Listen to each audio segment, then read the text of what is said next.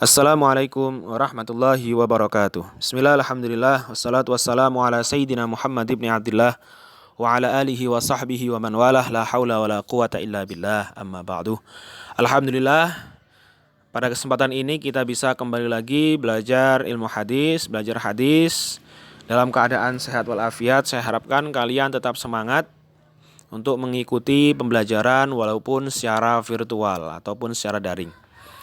Nah, dalam pelajaran ini kita dihadapkan dengan 3 hadis. Jadi 3 hadis ini ada di halaman 9, paling bawah sendiri ada kumpulan 3 hadis ini. Kalian bisa lihat, kemudian kalian bisa maknai, kita artikan bersama dan kita pahami. Mari kita baca bersama-sama hadis yang pertama. Bismillahirrahmanirrahim. Babun as-sujudu ala thawbi fi syiddatil harri. Babun bab as-sujudu sujud ala thawbi atas baju, pakaian, fi syiddatil harri dalam keadaan panas dalam keadaan sangat panas ya. Jadi udaranya panas. Apalagi kita tahu bahwa di Arab itu panas ya. Kemudian Anas bin Malik, dari Anas bin Malik, qala, berkata Anas bin Malik, kunna ada siapa kita, nusolli solat bersama-sama ma'an Nabi sallallahu alaihi wasallam, dengan Nabi Muhammad sallallahu alaihi wasallam. Fayadau, kemudian menaruh, ahaduna, salah satu di antara kita, tarafat thawbi, tepian baju, min syiddatil harri, karena sebab panas, fi makanis sujudi, pada tempat sujud. Nah, maksud dari hadis ini bagaimana? Maksud dari hadis ini, suatu ketika para sahabat ini bersama dengan Rasulullah melaksanakan sholat berjamaah. Nah, karena memang cuaca pada saat itu panas, kemudian ada salah satu di antara sahabat yang menaruh ya pakaiannya, artinya kain pakaiannya yang dia pakai untuk dijadikan sebagai alas untuk bersujud. Untuk mencegah kulitnya langsung bersentuhan dengan tanah yang pada saat itu sangat panas. Nah, secara fikih sebenarnya hal seperti ini bisa membatalkan sholat. Akan tetapi karena pada waktu itu sangat panas, maka ini mendapatkan kerukhsaan atau mendapatkan keringanan sehingga sholatnya dikatakan sah. Akan tapi kalau tidak ada apa-apa kemudian menaruh pakaiannya karena pakaiannya panjang, memakai jubah atau memakai kain kemudian menaruh kain tersebut di tempat sujudnya, maka ini bisa membatalkan sholat. Tidak sah sholatnya ketika terhalangi dengan pakaian yang kita pakai. Akan tapi dengan pakaian lain yang tidak kita pakai, maka itu hukumnya boleh. Ya, itu hadis yang pertama. Kemudian hadis yang kedua, hakul buzzaqi, babun hakul buzzaqi bil yadi minal masjidi. Babun bab hakul buzzaqi, menggaruk ya. Tidak hanya menggaruk, maksudnya hakun itu melihat ya, di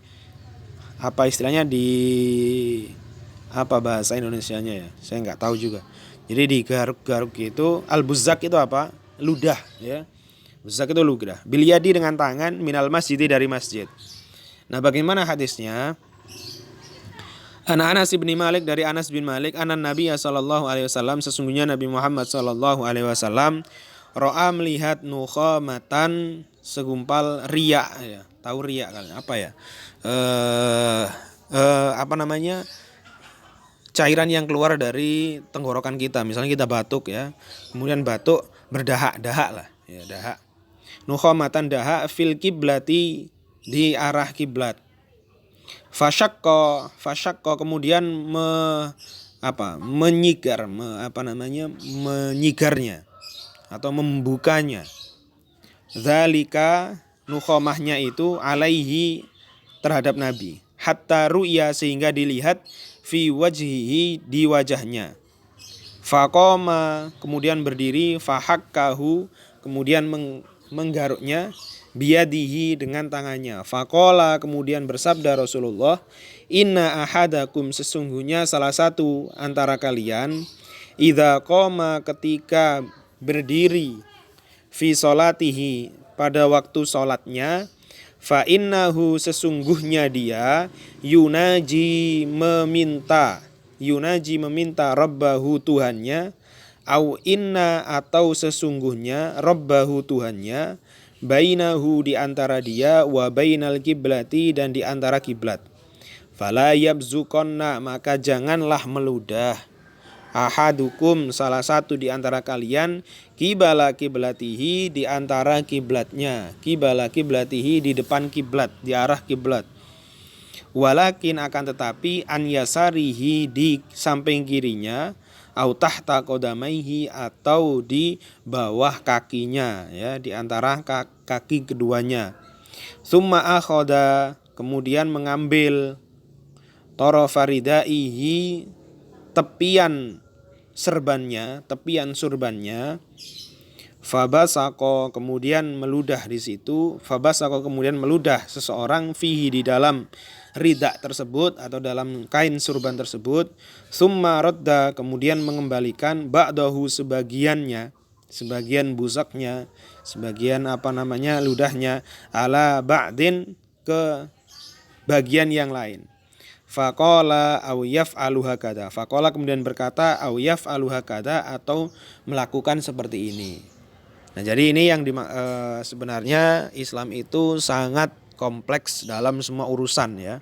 Bahkan seperti hal tersebut juga dijelaskan.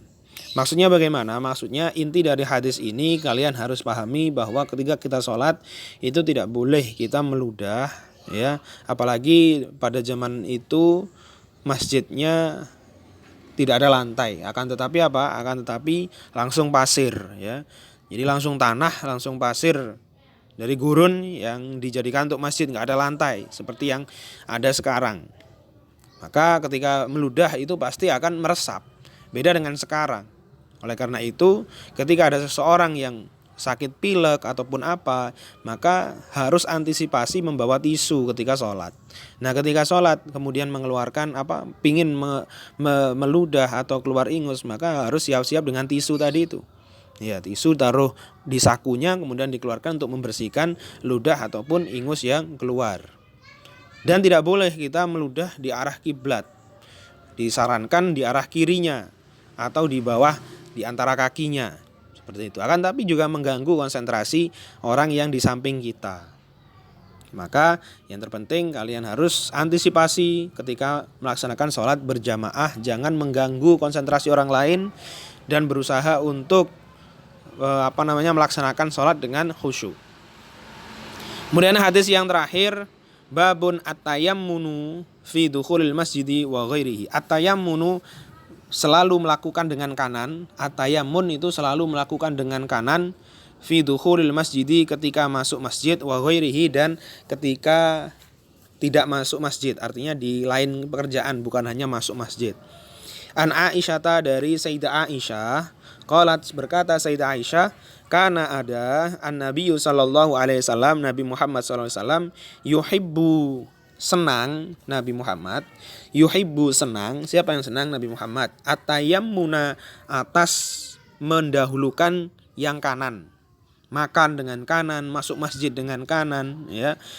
Semua dalam hal kebaikan dengan dilakukan dengan yang kanan.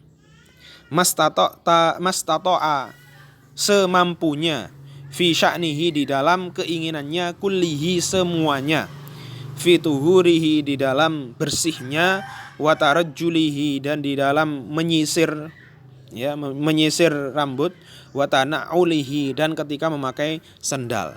Jadi Nabi Muhammad itu sangat mencintai perbuatan yang dilakukan dengan kanan, ya. Setiap kebaikan dilakukan dengan kanan. Baik itu dalam masalah kebersihan, kita mandi dilakukan bagian yang kanan, kemudian kita menyisir dilakukan yang kanan, wa tana'ulihi dan ketika memakai sandal didahulukan yang kanan. Oke, itu 3 hadis yang sudah kita bahas. Semangat terus, ya. Demikian yang bisa saya sampaikan, semoga bermanfaat. Hadanallahu wa iyyakum. Saya akhiri, wallahul muwaffiq ila aqwamit thoriq. Wassalamualaikum warahmatullahi wabarakatuh.